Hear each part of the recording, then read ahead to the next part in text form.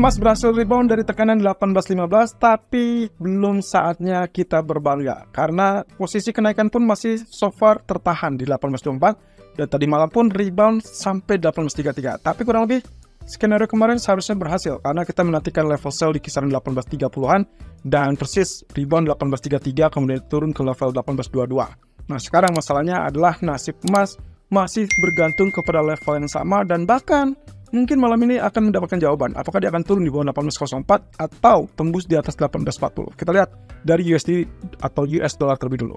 Ya, seperti biasa kita lihat dari sini posisi kenaikan dari grafik 4 kelihatannya tidak menunjukkan ada hal yang terlalu terganggu dari apa yang dilakukan oleh Jepang tadi malam.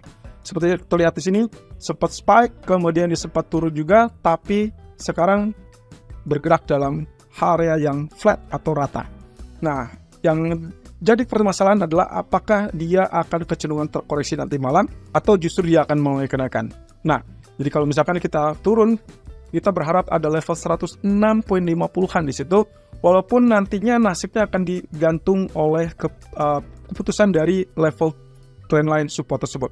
Apakah dia akan lanjutkan turunan atau justru dia akan rejection naik kembali.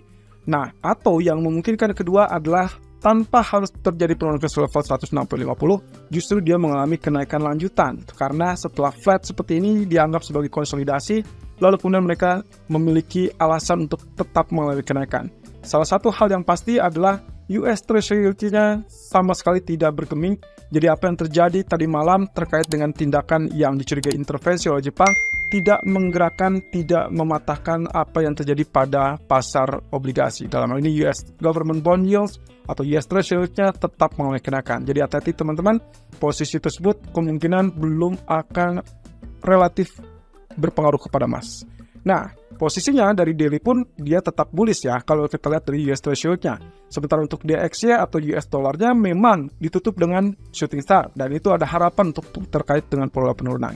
Tapi ingat bahwa sebelumnya kita sempat mendapatkan pola 3 candle yang kita akui ini adalah sebagai morning star, bullish morning star, yang berarti shooting star tadi malam kemungkinan hanya sekedar koreksi sampai 50% dari long white candle-nya dari candle bullish terakhirnya. Dan itu berarti posisinya hanya sempat turun 106.54, kemudian dia rebound. Persis dengan apa yang kita gambarkan tadi di grafik 4, di mana kita harapkan penurunan tersebut bisa menyambangi teritori level support trendline di 106.50-an. Nah, setelah itu barulah kita akan mulai rebound. Itu tentunya terkait dengan data ekonomi nanti malam yang berkisar kepada ADP dan juga SM Service. Nah, kalau kita lihat dari pergerakan daily gold, ada kabar bagus yaitu terkait dengan pertahanan level support historical. Dan kemarin pun walaupun dia sempat levelnya tertahan di level 18.15 dan itu masih tetap mendekati area orange yang ada di kisaran 18.04 sampai 18.12. Jadi sebetulnya sudah cukup dekat dengan level support tersebut. Dan kalau saya zoom di sini, teman-teman bisa perhatikan candlestick yang ditutup kemarin adalah hammer.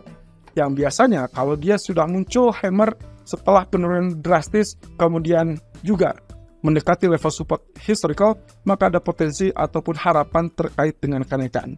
Oke, itu tandanya kita harus incar buy untuk hari ini, walaupun dengan catatan kenaikan masih sebatas rebound terbatas dan juga bersifat sementara. Bagaimana maksudnya? Oke, kita perhatikan. Saya langsung lihat dari grafik secara area besarnya. Kalau kita perhatikan dari pola penurunan yang terjadi setelah dia membentuk pola triangle di sini, kemudian dia pecah atau tembus level support di sini, kemudian dia bergerak secara drastis bahkan tembus level support pertamanya. Dan sekarang sedang bergeming atau sedang bertahan di level support kedua. Nah, tentunya penghentian ini kita berharap akan ada rebound. Maksimumnya adalah hanya ke level yang sebelumnya menjadi level support. Tentunya sekarang berada di kisaran resisten ini. Ini adalah 18.49 sampai 18.55. Nah, tidak hanya itu. Kalau misalkan ini sesuai dengan apa yang kita perkirakan, di mana mungkin non-farm payroll nanti hari Jumat terjadi kejutan dengan data yang lebih tinggi, maka potensi ini masih bisa turun, bahkan tembus level 18.00. Jadi inilah yang harus di-warning ataupun diperingatkan kepada Anda semua terkait dengan data non-farm payroll imbasnya di hari Jumat. Tapi kalau misalkan katakanlah hari ini ataupun hari Kamis ternyata data relatif kuat, sementara non-farm payroll secara menunjukkan relatif lebih lemah, maka bisa saja penurunan tersebut terhenti kembali di 1804 atau 1812, kemudian dia kembali rebound. Jadi, artinya akan sangat potensial untuk terjadi double bottom di hari Jumat. Tapi untuk hari ini, kita tidak berharap hal itu akan terjadi. Posisinya kemungkinan swing high, kita masih berandai-andai kemungkinan bagian ini saja. Nah, ini berarti, mohon maaf, kemungkinan rebound ataupun kenaikan akan cenderung terbatas. Batasan yang memungkinkan kalau kita lihat secara intraday, maka Anda perhatikan saja di grafik H4 ataupun H1. Kalau kita menggunakan H1, saya gunakan Fibonacci retracement tarik dari level puncak 1879 sampai bottom 1815. Anda akan dapatkan pola serupa, dan saya berharap dari pola pergerakan ini adalah terkait dengan double bottom.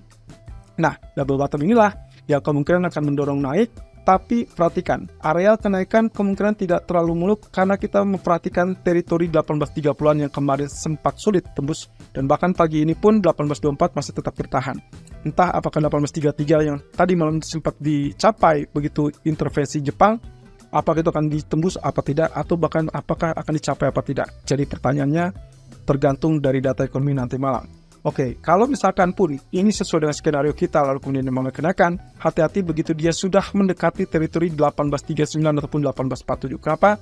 Karena kemungkinan potensinya dolar masih tetap terlalu kuat. Tapi ada harapan yang memungkinkan untuk dia terdorong sampai ke 1855, yaitu kalau misalkan Jepang katakanlah melakukan intervensi kembali saat ternyata katakanlah data ADP yang relatif lebih kuat mendorong dolar menguat dan yen melemah, akhirnya mereka mau tidak mau langsung melakukan intervensi, dan disitulah realisasi persis dengan apa yang terjadi tadi malam. Pergerakan penurunan, kalau misalkan yennya bisa lebih drastis turunnya, maka bisa saja emas naik sampai 2 level resistance berikutnya. So, hati-hati di situ. Tapi, saya juga harus mengingatkan, kemungkinan terburuknya adalah penurunan di bawah 1815 sangat mungkin terjadi. Terutama kalau misalkan sampai 1830-nya tidak tembus, dia pun bisa saja rejection dan akhirnya amblas kembali. Kalau misalnya seperti ini, maka saya teringat dengan nasib elite wave yang ada di grafik keempat. Oke, kita lihat secara sederhana. Kalau misalnya kemarin kita perkirakan ini adalah A, B, C, ataupun 5-nya sudah selesai, ternyata tidak, teman-teman. Dan perhatikan, ini yang saya akan coba tunjukkan. Posisi kalau ini dihitung sebagai wave 5, maka ini tidak bisa kita anggap wave 5. Kenapa? Karena posisi wave 5 tidak boleh sama panjang atau bahkan lebih panjang dari wave 3. Dan waktu itu, kita memberikan wave 3 adalah dari sini sampai ke bottom ini. Kalau kita ukur lagi, ternyata hampir sama, dan artinya itu tidak boleh. Maka kemungkinan yang bisa kita lakukan untuk kali ini adalah kita perbarui.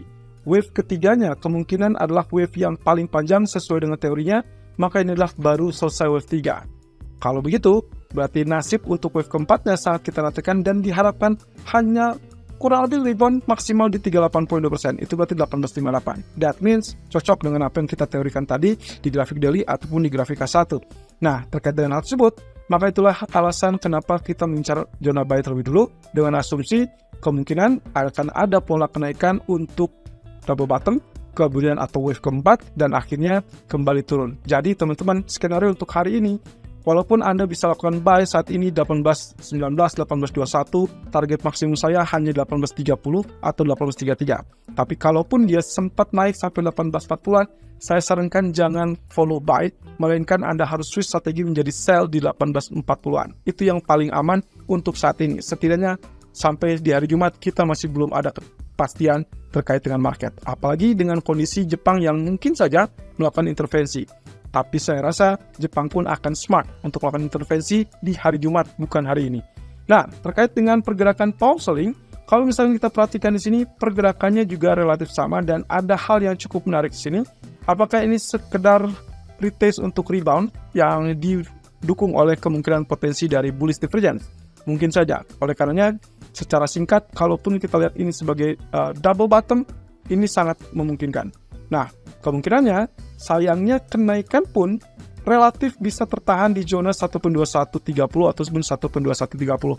Jadi, dengan langkah yang sama, walaupun tadi pagi kita menyarankan Anda untuk melakukan buy di 1.2050-an, 1.2070-an, target maksimal saya tidak lebih tinggi dari 1.2160. Kenapa? Karena kita memiliki areal trend line yang sangat jauh ini, dan perhatikan, kemungkinan kalau selama dia tidak tembus areal trend line ini, maka kita artikan kenaikan hanya relatif sesaat dan dia masih tetap dalam downtrend. Sementara kalau kita perhatikan dari candlestick daily-nya, sangat memungkinkan untuk rebound karena dia ditutup dengan hammer, persis dengan apa yang terjadi dengan grafik gold tadi. Tapi kenaikannya, saya tinggal tarik saja 50% real body dari long black candle 2 hari yang lalu, alias di tanggal 2 Oktober.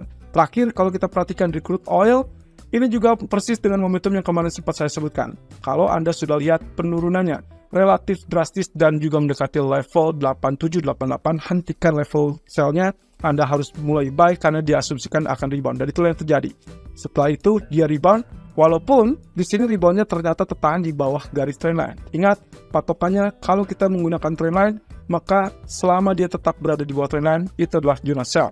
Tapi untuk kali ini, berhubung posisi candlestick daily mendukung untuk pola rebound karena ditutup dengan bullish candle, dan bahkan 2 candle terakhir kita asumsikan adalah sebagai pitching line, termasuk juga nanti malam mungkin kita dapatkan laporan dari OPEC meeting, maka kemungkinan kita incar buy dengan asumsi swing low itu adalah kesempatan untuk membentuk double bottom. Tapi lagi-lagi, double bottom tersebut saya bagi 3 dengan potensi targetnya. Pertama, yang memungkinkan kita akan lihat ini adalah sebagai neckline, dan itu berada di kisaran 8990-an. Kemudian yang kedua, selama dia tidak tembus di atas garis trendline merah, maka kita artikan kenaikan akan sulit berkembang lebih lanjut, dan itu berarti mentok di level 91. Tapi kalau dia naik, maka level yang paling bullish adalah saat dia tembus level $92. Saya rasa kita mungkin belum akan sana, tapi untuk naik ke level 91 sangat potensial untuk saat ini.